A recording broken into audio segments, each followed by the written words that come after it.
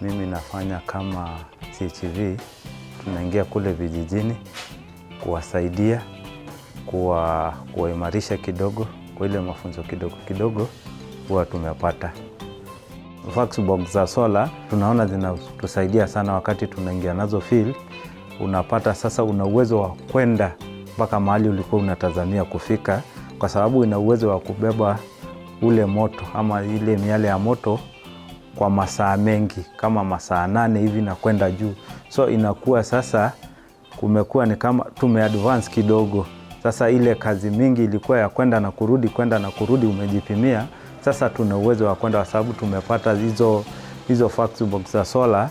Sasa inakuwa si ngumu kufanya kazi. Unapata kama kazi ilikuwa ya siku moja, tulikuwa tunafanya kama siku 4. Sasa hivi unaweza ifanya kwa siku moja. So tunashukuru kwa sababu tunawafikia kwa wakati unaofaa. Kama kuna mtu ulimwambia kungojee nyumbani, una wasiwasi, kwa sababu unajua utaenda na utafika na vaccine yako haitakusumbua. Sasa kuhusu chanjo, tunaenda tunawaeleza, tunawafunza kuhusu waje clinic. Bado unajua kuna wale kufikia sasa hawajakubali clinic vizuri. Inabidi sasa tunaenda house to house. Kama kuna mtu tunajua ana ujauzito, tunamwendea, tunamwelewesha na anakuja clinic.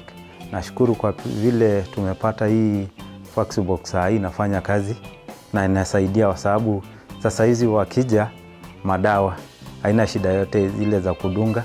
Unapata kila mtu anakuja anapata huduma yake anaenda. Na wakati hiyo Vaccibox haikuwa, ilikuwa ni shida.